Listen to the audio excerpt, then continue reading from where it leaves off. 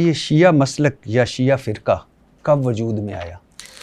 بسم اللہ الرحمن الرحیم۔ شیعہ مسلک کی بنیاد رسول اللہ صلی اللہ علیہ وآلہ وسلم نے ڈالی کہ جب آپ نے ارشاد فرمایا یا علی انت و شیعتک ہم الفائزون۔ 80 حدیثیں میں نے علماء اہل سنت کی کتابوں سے جمع کی تھیں، اور اب تو بہت بڑی تعداد میں علماء اہل سنت نے اس موضوع پر کام کیا ہے، کتابیں لکھ ڈالی ہیں۔ خاص طور پہ ابھی پچھلے دنوں جو پنڈی اسلام آباد کے ایک بزرگ عالم دین نے کتاب لکھی ہے کہ اہل سنت حدیثوں کی کتابوں میں، احادیث کتب اہل سنت میں، کتب احادیث اہل سنت میں شیعہ روات، شیعہ راوی جو نبی مکرم سے روایت لیتے ہیں، سرکار دو جہاں سے حدیث سنتے ہیں اور وہ پھر اس کو نقل کرتے ہیں، اور جس حدیث کا راوی شیعہ ہے اور وہ نبی سے سن رہا ہے تو اس کا مطلب ہے کہ یہ لفظ شیعہ، اس کی شناخت، اس کا عنوان، اس کی پہچان بے حیثیت شیعہ وہ رسول اللہ کے زمانے سے تھی اور مولا علی کے زمانے سے تھی۔ تو میرا ہی نہیں بلکہ ہمارے تعلیمات کا یہ دعویٰ ہے کہ شیعہ عنوان جو ہے وہ نبی کے زمانے سے ہے۔ سرکار نے فرمایا یا علی انت و شیعتک ہم جیرانی فی الجنہ۔ میں اب یہ حدیثیں پڑھ رہا ہوں آپ کے سامنے، یہ کتب اہل سنت میں لکھی ہوئی ہیں۔ اور بات ہے کہ مفتی شامزئی صاحب نے عقیدہ ظہور امام مہدی کے حوالے سے کتاب لکھی ہے، کتاب کا نام ہی عقیدہ ظہور مہدی ہے۔ اس میں وہ لکھتے ہیں کہ اس عقیدے کو صرف شیعہ حضرات ہی نہیں بلکہ اہل سنت بھی امام مہدی کا عقیدہ رکھتے ہیں، اور پھر اس میں انہوں نے روات کا ذکر کیا ہے اور جرح و تعدیل کیا ہے راویوں کے اوپر، اور اس کے بعد انہوں نے فرمایا کہ اس میں بعض راوی شیعہ ہیں جنہوں نے اس عقیدے کو نبی سے نقل کیا ہے۔ تو پھر وہ لکھتے ہیں کہ ہاں یاد رہے کہ آج کا شیعہ اور اس وقت کے شیعوں میں فرق ہے۔ تو یہ ایک علیحدہ بحث ہے کہ آپ ظاہر ہر شیعہ، ہر سنی، ہر مسلمان، ہر انسانی مختلف ہوتا ہے، کوئی کسی جیسا نہیں ہوتا۔ لیکن یہ کہنا کہ بعد کی ایجاد ہیں یا بعد میں کوئی مذہب بنا، مسلک بنا، نہیں۔ ہمارا دعویٰ ہے کہ سب سے پہلا عنوان ایک اچھا مسلمان، ایک بہترین اسلام کی تصویر تشیع ہے۔ لیکن سر شیعہ کتابوں میں ہے کہ شیعہ مسلک کا بانی عبداللہ بن سبا ہے۔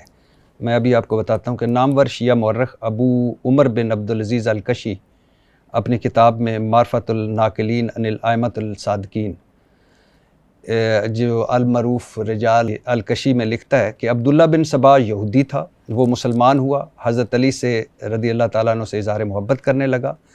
اس کا جو عقیدہ حضرت موسیٰ کے وصی یوشع بن نون کے بارے میں تھا، وہی عقیدہ حضرت علی رضی اللہ تعالیٰ عنہ سے متعلق اختیار کیا۔ یہ پہلا شخص تھا جس نے حضرت علی رضی اللہ تعالیٰ عنہ کے مخالفین کی تکفیر کی۔ اسی بنا پر شیعہ مخالفین کہتے ہیں کہ شیعہ ازم یہودیت سے ماخوذ ہے۔ جی، ہم اس کی تردید کرتے ہیں، اس روایت کی ہم تردید کرتے ہیں، اس دعوے کی تردید کرتے ہیں۔ اس کی وجہ یہ ہے کہ یہ اگر آپ احادیث کی کتابوں میں اختلافی احادیث یا نوادر احادیث یا مجعول حدیث یا جعلی اور موضوع احادیث کا سلسلہ شروع کریں گے تو کوئی بھی مسلک بچا ہوا نہیں ہے کہ جس کے اندر کمزور چیزیں پائی جاتی ہیں۔ یہ آپ کا ہے سر؟ جی ہمارا ہے۔ آپ ہمیں بحر النوار کا بھی حوالہ دے سکتے ہیں، مگر میں تو آپ کو اپنی ان کتابوں کی طرف توجہ دلاؤں گا جس میں عبداللہ ابن سبا کو امام علی علیہ السلام نے جلانے کا حکم دیا، زندہ جلانے کا۔ جی میں اگر نامور جو شیعہ مورخ ہے، شیعہ جید عالم ہے، علم الکلام کے ماہر اور فلسفی ہیں، ابو القاسم حسین بن روح نوبختی اپنی کتاب فرقہ الشیعہ میں لکھتے ہیں کہ عبداللہ بن سبا حضرت ابو بکر، حضرت عمر رضی اللہ تعالیٰ عنہ، حضرت ابو بکر رضی اللہ تعالیٰ عنہ، حضرت عثمان رضی اللہ تعالیٰ عنہ، دیگر صحابہ پر تان و تشیع کا آغاز کرنے والوں میں سے تھا۔ اس نے لوگوں کو کہا کہ حضرت علی رضی اللہ تعالیٰ نے اسے ایسا کام کرنے کو حکم دیا۔ حضرت علی کو پتہ چلا تو آپ نے اسے گرفتار کرنے کو حکم دے دیا۔ اسے گرفتار کر کے لایا گیا۔ اعتراف کرنے پر حضرت علی نے اسے قتل کرنے کو حکم دیا، مگر لوگوں نے کہا کہ امیر المومنین ایسے شخص کو قتل نہ کریں جو اہل بیت سے محبت کی طرف لوگوں کو بلاتا ہے، جس پر حضرت علی رضی اللہ تعالیٰ نے اسے جلا وطن کر کے ایران کے شہر مدائن کی طرف بھیج دیا۔ جی ہمارا یہی کہنا ہے کہ یہ شخص ضرور تھا، ایک وجود ہے اس کا، مگر نہ ہماری کسی کتاب میں، یعنی میں موٹی دلیل دے رہا ہوں، اگر عبداللہ ابن سبا ہمارا بانی ہے تو ہم اسے حدیثیں لیں نا، ہم اسے روایات کو نقل کریں نا، ہماری کسی معتبر خاص طور پہ عقائد کی کتابوں میں اور احکام کی، فقہ کی کتابوں میں عبداللہ ابن سبا سے کوئی روایت نہیں لی جاتی۔ نوبختی کے مطابق یہ یہودی تھا اور اسلام قبول کر کے علی رضی اللہ تعالیٰ کا معتقد ہو گیا، اور یہ پہلا شخص تھا جس نے حضرت علی کی امامت و ولایت کی فرضیت اور آپ کے دشمنوں سے برائت کا عقیدے کا پرچار کیا. یہ دعویٰ ہے نا، دیکھیں یہ دعویٰ ان کا. نوبختی آپ کا بہت نہیں، بڑا. ہمارا ایک عالم تو دعویٰ نہیں کرے گا، ہمارا ایک عالم تو ہمارا مذہب بیان نہیں کرے گا. جمہور ہمیشہ بیان کرتے ہیں، اکثریت علماء کسی مذہب کے مسلک کے اس مذہب اور اس مسلک کی نمائندگی کرتے ہیں. ایک بات. دوسری بات یہ کہ ایک عالم نے نہیں، میں تو ابھی اگر آپ اس طرح سے گفتگو کریں گے تو تحریف قرآن کی آپ میرے ہاں لے آئیں گے روایات کے آپ کے یہاں محدث نوری نے قائل ہوئے ہیں کہ قرآن میں تحریف ہے. ٹھیک ہے، تو میں 4 حوالے آپ کو دے دوں گا کہ اہل سنت کے علماء نے بھی تحریف کی گفتگو کی ہے. حضرت صحابہ کرام میں بعض شخصیات قرآن کی بعض آیات کے جو ہے وہ زیادہ ہونے اور کم ہونے کے دعوے دار ہیں. ایسا نہیں ہوتا. اصل میں یہ ہوتا ہے کہ اس وقت فرض کریں کہ عالم تشیع، آج کے عالم تشیع، آپ اس وقت عالم تشیع کیا عبداللہ ابن سبا کو آن کرتا ہے؟ عبداللہ ابن سبا کو ہم آن نہیں کرتے، ہم اس سے دین نہیں لیتے، ہم اس کی مذمت کے قائل ہیں، ہم اس کی لعن کے قائل ہیں، ہم اس کی لعنت کے قائل ہیں. کبھی کبھی ایسا ہوتا ہے کہ کسی مذہب کا بانی اس کے مذہب کے ماننے والے اسی کے اوپر لعنت کرتے ہوں، ہم یکسر اس کو مسترد کرتے ہیں، اس کو ضال اور مضل سمجھتے ہیں. ائمہ اہل بیت نے اس کی مذمت کی ہے. مولا علی کا جو آپ نے واقعہ سنایا، اس کے علاوہ بھی ائمہ اہل بیت نے امام علی نقی علیہ السلام سے، امام جعفر صادق علیہ السلام سے روایات ہیں. ہمارے ہاں اس شخص کی سب سے موٹی بڑی دلیل یہ ہے کہ ہم اس سے دین نہیں لیتے. ہمارا اگر بڑا ہوتا، ہمارا اگر سربراہ ہوتا تو ہم اس سے دین لے رہے ہوتے، ہم اس سے مذہب اور دین نہیں لیتے. سر شیعہ مسلک کے کتنے فرقے ہیں؟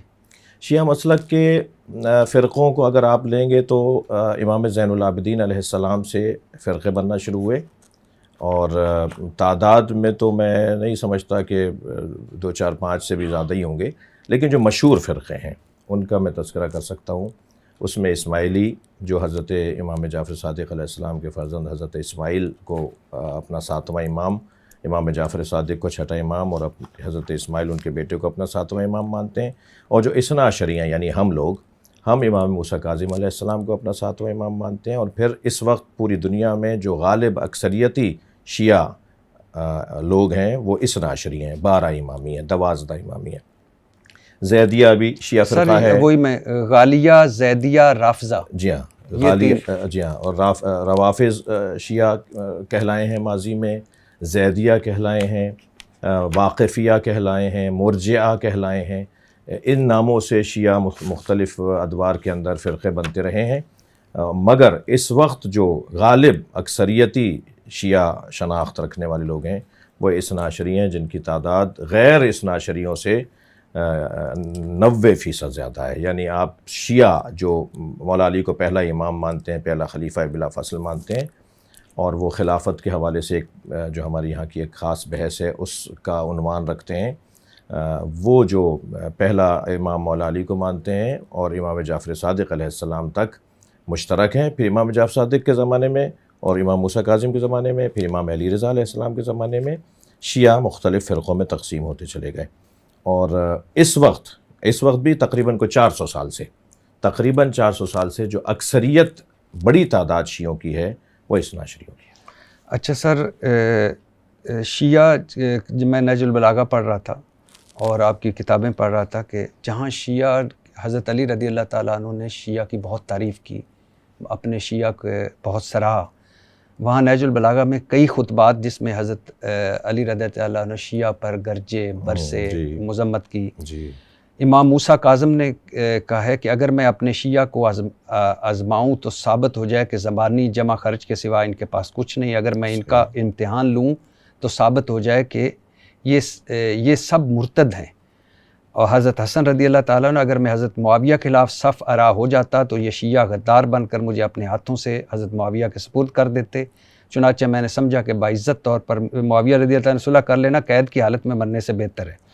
دیکھیے اور یعنی یہ ہے فضل بن حسن بن فضل تبرسی، اور پہلی جو میں نے مثال دی وہ کتابت الروضہ من الکافی سے. جی بالکل صحیح ہے. شیعوں کی تعریف بھی آئی ہے ائمہ اہل بیت کی زبان پہ، اور یہ مذمت حضرت بھی آئی حسن والی ٹھیک ہے رضی اللہ تعالیٰ. جی یہ روایات بالکل صحیح ہیں جس میں مذمت آئی ہے. اور یہ ایسی ہی مذمت ہے جیسے کسی بھی مسلمان کے لیے آپ کر سکتے ہیں جو زبانی مسلمان ہے، جو شناختی کارڈ کا مسلمان ہے، جو کردار کا مسلمان نہیں ہے.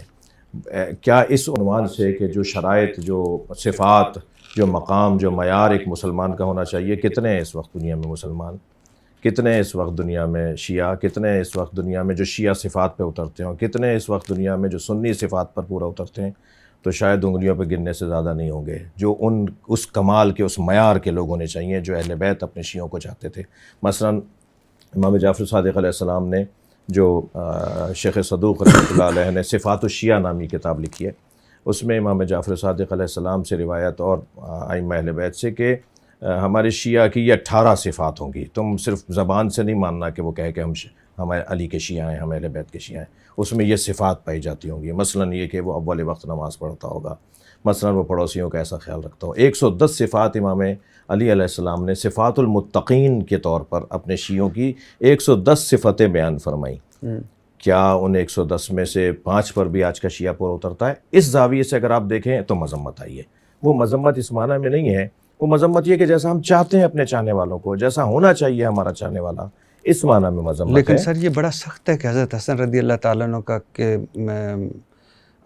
اگر میں حضرت معاویہ رضی اللہ تعالیٰ عنہ کے خلاف صف راہ ہو جاتا تو یہ شیعہ غدار بن کر مجھے اپنے ہاتھوں سے حضرت معاویہ رضی اللہ تعالیٰ عنہ کے سپرد کر دیتے، چنانچہ میں نے سمجھا کہ باعزت طور پر معاویہ رضی اللہ تعالیٰ عنہ صلح کر لینا قید کی حالت میں مرنے سے بہتر ہے۔ یہ تو آپ ایک تاریخی بات کی طرف اشارہ کر رہے ہیں نا کہ ایسا کیوں ہوا تھا، کیونکہ خریدے گئے لوگ، کیونکہ ڈرایا گیا لوگوں کو، کیونکہ ان کو لالچیں دی گئیں۔ خود امام حسن علیہ السلام کو زہر دینے والی ایک خاتون ہے جو آپ کے گھر کی، آپ کی زوجہ ہیں، جی، اس کو لالچ دی گئی تھی کہ یزید سے تمہاری شادی کریں گے، تم زہر دے۔ تو اس کے بعد جو محمد ابن اشعث نے لا کے وہ زہر دیا، شام سے زہر آیا، پوری ایک داستان ہے۔ ایسا جب ماحول ہو جائے اور لوگوں کو، یعنی گھر میں جب امام تنہا ہوں تو شیعہ اگر ساتھ نہیں دے رہے تھے اور وہ بک رہے تھے اور وہ مثال کے طور پہ ڈر رہے تھے اور وہ خوف کا شکار ہو رہے تھے، تو یہ تو بہت بڑی آزمائش ہے۔ میں اور آپ بھی اگر اس دور میں ہوتے، پتہ نہیں کس خیمے میں ہوتے، بہت مشکل دور تھا۔ تو ایسے دور میں لوگوں کا ساتھ چھوڑ کے چلے جانا یا تنہا کر دینا اور پھر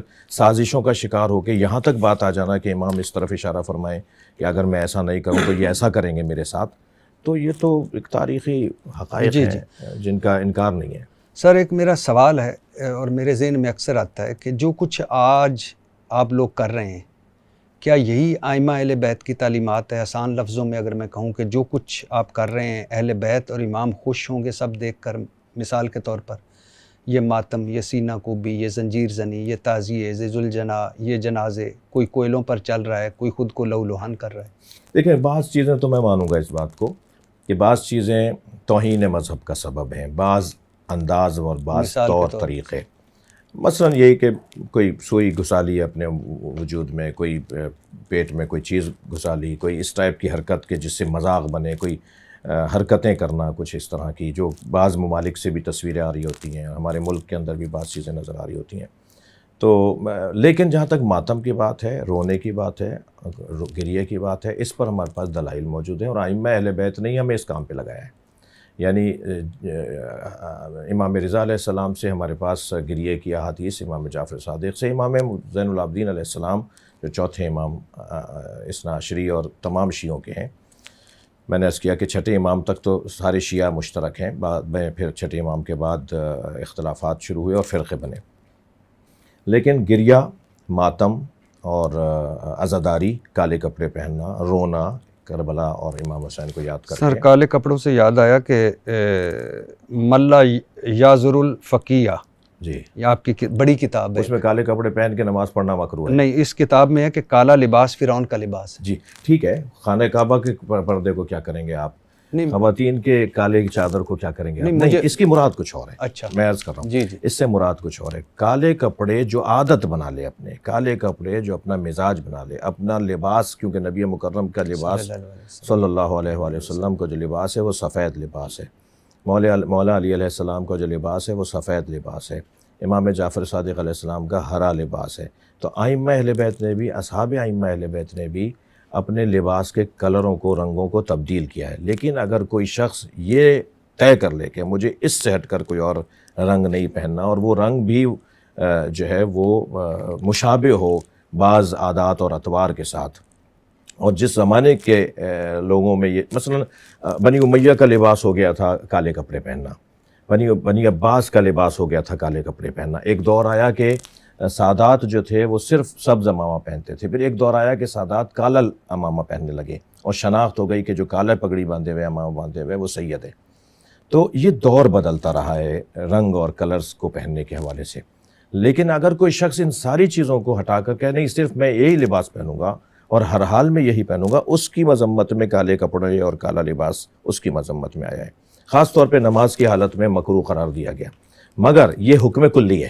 حکم کلی کیا ہے کہ کالے کپڑے پہننا نماز کی حالت میں عام طور پہ پہننا، روزانہ پہننا، ہمیشہ پہننا اور صرف اس لباس کو اپنانا یہ مکروہ ہے. لیکن حکم کلی پر ایک حکم خاص آئے گا، ایک حاکم حکم آئے گا، اور وہ یہ کہ یہ لباس استعارہ ہے غم اور سوگ کا. اس کے ذریعے سے لوگ پہچان لیتے ہیں کہ اس وقت یہ غم میں ہے. تو جو خاص ایام ہوتے ہیں جیسے محرم ہے، سفر ہے یا کوئی شہادت کی تاریخ ہے، اس میں اگر کوئی لباس وہ پہنتا ہے اور وہ اس وجہ سے اپنا لباس اپنا رہا ہے کالا لباس کہ وہ یہ ظاہر کرے اور یہ ثابت کرے کہ میں غم میں ہوں، تو وہ ایک حکم خاص آ جائے گا اس کے لیے. کیونکہ امام زین العابدین علیہ السلام نے کالا امامہ باندھنا شروع کیا اور کالا لباس پہننا شروع کیا. پھر ائمہ اہل بیت نے ایام اعظام میں خاص طور پہ محرم اور سفر میں کالا لباس پہننا شروع کیا، اس کو علامت بنائی کہ ہم سوگ میں ہیں. اجعلوها سودا حتی یعلم الناس نحن فی عزاء اولاد زہرا، یہ احادیث کے جملے ہیں کہ یہ کالے کپڑے کر دو، یہ کالے پردے آویزہ کر دو، تاکہ لوگ خاص طور پہ جب جناب زینب شام سے رہا ہو کر آپ سلام اللہ علیہ جب آپ مدینے واپس جا رہی تھی اپنے شہر، اور اہل بیت کا قافلہ جب آزاد ہوا اسیری سے باہر آیا، تو بیوی نے دیکھا جو محملیں ہیں ان کے اوپر رنگ برنگے کپڑے لگے ہوئے. تو حضرت نے فرمایا کہ اجعلوها سودا، انہیں کالے کپڑوں میں تبدیل کرواؤ تاکہ جہاں جہاں سے سواریاں گزریں لوگ سمجھ جائیں کہ اولاد زہرا کے عزادار جا رہے ہیں. تو یہ پھر بعد میں، یعنی یہ احادیث جو ہیں یہ احادیث کا زمانہ کوئی اور ہے، پھر ایک علامت بنائی گئی، اور جنہوں نے بنائی ہے وہ پیشوا ہیں، وہ رہنما ہیں، وہ معتبر لوگ ہیں، پڑھے لکھے لوگ ہیں، شخصیات ہیں، اپنے زمانے کے سب سے بڑے عالم ہوتے تھے، جن لوگوں نے پھر ان نشانیوں کو قرار دیا. اچھا سر، ایک تاثر ہے کہ پاکستان میں شیعہ جو ہیں یہ ایران کی پراکسی ہیں، ایران کا فرنٹ ڈیسک ہے، کیا یہ صحیح ہے؟ بالکل غلط تاثر ہے. ایران سے ہماری ثقافتی بہت کچھ ملتے ہیں، کوئی مانے نہ مانے، کوئی اس کو سعودی عرب اور ایران کے جھگڑے کی زد میں لا کر منکر ہو جائے، وہ ایک علیحدہ بات ہے. لیکن ایران کے ساتھ ہماری بہت سی ثقافتی نکات ہیں جو مشترکہ ہیں. مثلا فارسی، ابھی آپ کہ شاید آپ کو یاد نہ ہو لیکن مجھے یاد ہے، اور کچھ اور پیچھے چلے جائیں تو ہمارے بزرگ اسکولوں میں فارسی لازمی تھی. اس ملک میں فارسی پڑھائی جاتی تھی. علامہ اقبال کے 15,000 اشعار میں 9,000 اشعار فارسی میں ہیں. غالب فارسی میں کہہ رہے ہیں، سودا فارسی میں کہہ رہے ہیں، انیس دبیر فارسی میں کہہ رہے ہیں. یہ خطہ کیونکہ بلکہ ہم اس خطے پہ ماضی میں ہمایوں کے زمانے میں، التمش کے زمانے میں ایرانی فوجوں نے آ کے تو یہاں مسلمانوں کو مضبوط کیا جو جنگیں ہوتی تھیں. تو اس ذریعے سے جو یہاں پر ہجرت ہوئی ایرانیوں کی، اور پرانے ایرانی جو یہاں رہ رہے ہیں، یا خاص طور پہ سادات جو یہاں ہجرت کر کے آئے، وہ ایران وایا ایران ہجرت کر کے آئے. عرب سے وہ ایران آ گئے تھے، نیشاپور اور سبزوار اور خراسان ان علاقوں میں، اور پھر التمش اور ان کے زمانوں میں، ہمایوں کے زمانے میں انہوں نے فورسز سے مدد مانگی، یعنی ایرانی فوجیوں سے مدد مانگی. ان میں بڑی تعداد سادات کی تھی. تو سادات پہ ہجرت کر کے اس خطے کے اندر آ گئے جو ہندوستان کہلاتا ہے، یعنی غیر مقسم پاکستان، یعنی بر صغیر کہہ لیجئے. تو یہاں ایک تو یہ پس منظر ذہن میں رہے کہ ہماری تو ثقافت کے اندر آپ لفظ بولتے ہیں تنخواہ. آپ 85 میں نے ایک دفعہ ایسی 85 الفاظ ہیں جو ہماری اردو میں فارسی کے الفاظ ہیں جو وہاں بھی بولے جاتے ہیں، یہاں بھی بولے جاتے ہیں. ہماری ثقافتیں ایک ہیں، ہمارا رہن سہن ایک ہے. ہمارے ہاں عقیدتوں، مثلا جتنے بھی اہل سنت کے بڑے معتبر نعرے، امام بخاری ہوں یا امام مسلم ہوں، ایک بڑی تعداد میں ایرانی ہے بھائی. وہ یعنی شیعوں سے پہلے شیعوں کو اعتراض کرنا چاہیے غیر شیعوں سے پر کہ بھئی آپ کے تو سارے بڑے ایرانی ہیں. سر اب صحیح مسلم کی بات صحیح بخاری کی آ گئی، تو آپ صحیح مسلم، صحیح بخاری، جامعہ ترمذی، سنن ابی داؤد، سنن نسائی، سنن ابن ماجہ، مطلب سیاہ ستہ کو مانتے ہیں؟ بالکل مانتے ہیں، علمی ذخیرہ ہے. ہم عقائد ان کتابوں سے نہیں لیتے، ہم احکام ان کتابوں سے نہیں لیتے، مگر ان کتابوں سے اخلاقیات لیتے ہیں، تہذیب لیتے ہیں، صحابہ کرام اور تابعین اور تبع تابعین کی تعلیمات کو لیتے ہیں، عرفانیات کو لیتے ہیں، معنویات کو لیتے ہیں، اور جو احکام شرعی احکام میں اور عقائد میں جو ہمارے عقائد یا ہماری طرق سے جو احادیث کا سلسلہ ہے، یعنی شیعہ راویوں سے جو احادیث آئی ہیں، وہ اگر اہل سنت کی ان کتابوں میں ہوتی ہیں تو پھر ہم اس سے مدد لیتے ہیں، سہارا لیتے ہیں۔ ہمارے یہاں پڑھائی جاتی ہیں، ہمارے یہاں اس کا مطالعہ ہوتا ہے، میری اپنی لائبریری میں موجود ہے، ہم اس کا احترام کرتے ہیں۔ ان میں کیونکہ چند راوی ایسے ہیں ان کتابوں میں جو اہل بیت کے قاتل رہے ہیں، جنہوں نے اہل بیت کو اذیتیں پہنچائی ہیں، تو ہمارے یہاں قاعدہ قانون ہے کہ ہم اس سے دین ہی نہیں لیں گے جو اہل بیت کا دشمن ہے۔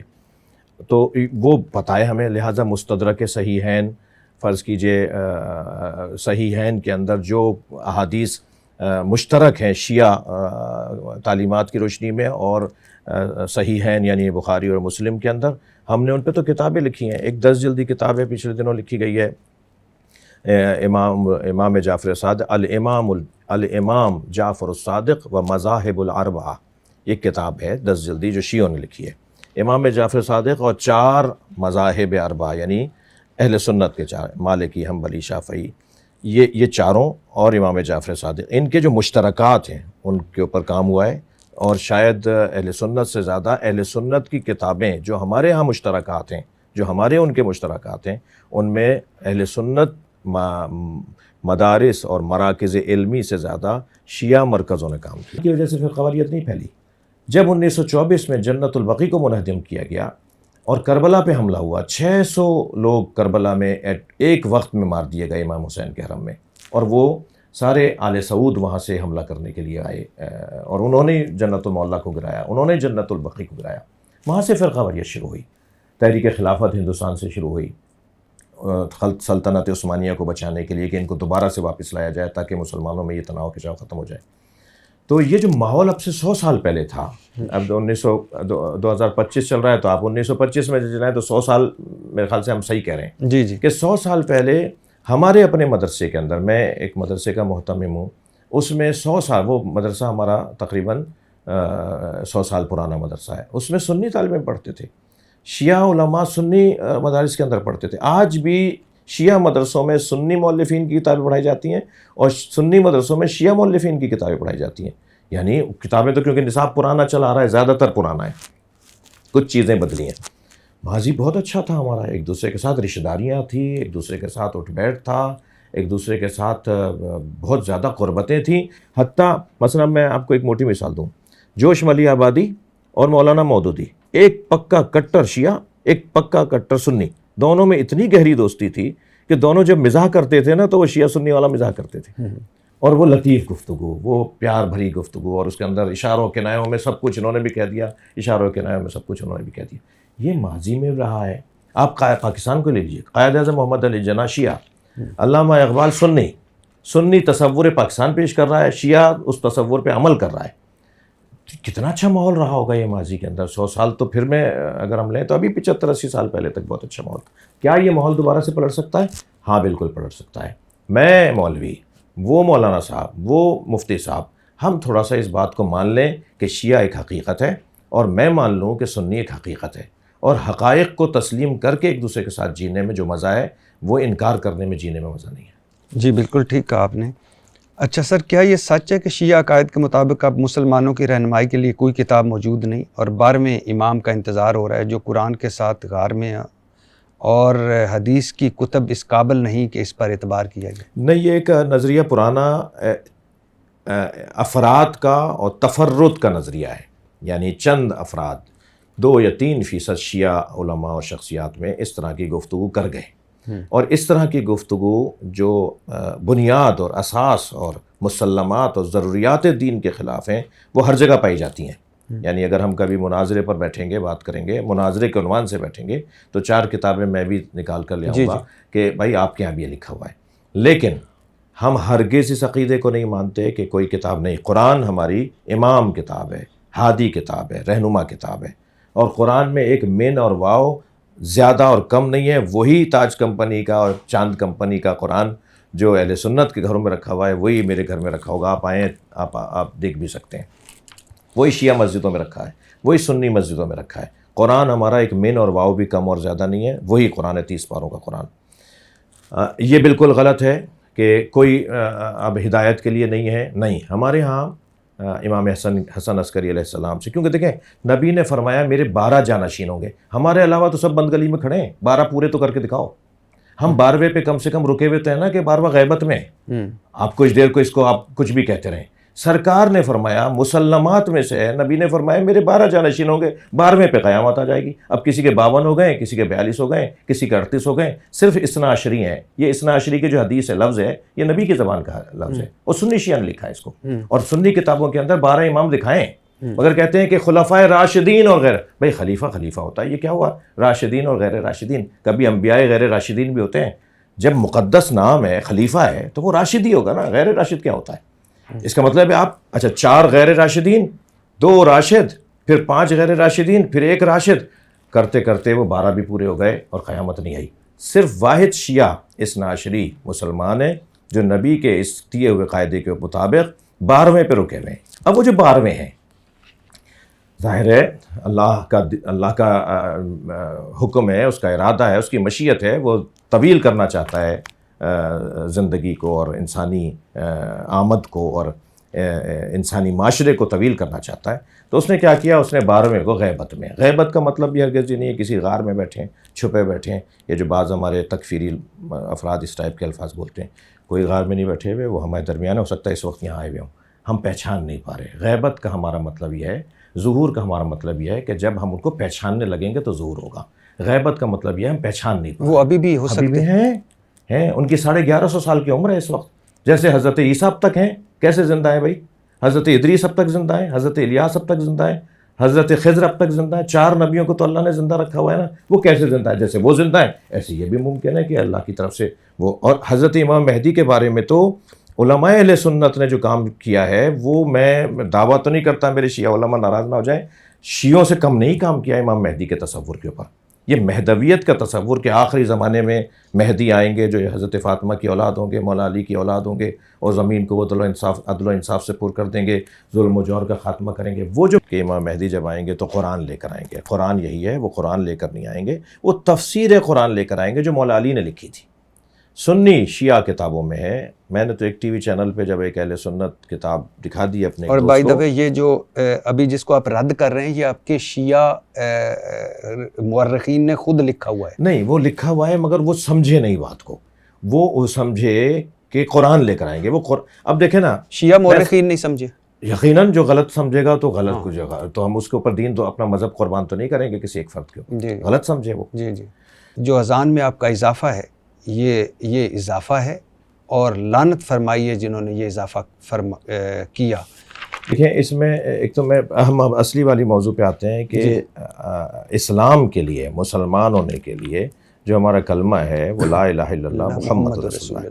علی ولا کانا سارا علامتاً للتشیع، ایک علامت کے طور پر اور ایک شناخت کے طور پر یہ شروع ہوئی یہ کلمہ اذانوں میں کہنے.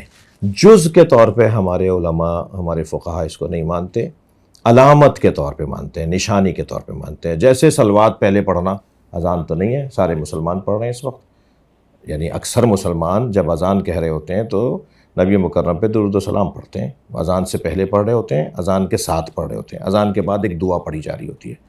تو وہ اذان تو نہیں ہوتی مگر اس کے ساتھ پڑھی جا رہی ہوتی ہے. ہمارا تو ہدف ہی ہے کہ ہمیں اہل بیت کی طرف لوگوں کو بلانا ہے، ہمیں اہل بیت کی تعلیمات کی طرف بلانا ہے، کیونکہ اہل بیت سے دوری نے مسلمانوں کو اصل چیز سے دور کر دیا اور سالم دین سے دور کر دیا. نبی مکرم اپنے بعد مولا علی کو دے کے گئے تھے غدیر خم کے اندر. ساری زندگی سرکار نے صلی اللہ علیہ وآلہ وسلم نے یا اللہ سمجھایا یا علی سمجھایا، اور امت نے علی کو چھوڑ دیا. تو ہمارا تو مقصد، ہمیں اگر استحباب کے عنوان سے بھی اشہد ان امیر المومنین علی ولی اللہ کہنا پڑا، مستحب کی نیت سے بھی کہنا پڑا، رجا کی نیت سے بھی، قربتاً اللہ کی نیت سے بھی، ہر جگہ ہمیں، کیونکہ تینوں کلمے قرآن کی آیات کے اندر 3 ولایتوں کا اور 3 مولاؤں کا تذکرہ ہے سورہ مائدہ کی 55ویں آیت میں. ہمارے پاس جو دلائل تینوں گواہیوں کے ہیں، یعنی اللہ رسول اور مولا علی کی ولایت کی گواہی، مولا علی کے مولا ہونے کی گواہی، جہاں جہاں ہمیں ملے گی، جہاں جہاں ہمیں ملی ہے تو ہم ہر جگہ اس کو پڑھنے کی کوشش کریں گے تاکہ لوگوں کی توجہ ہو اہل بیت کی طرف.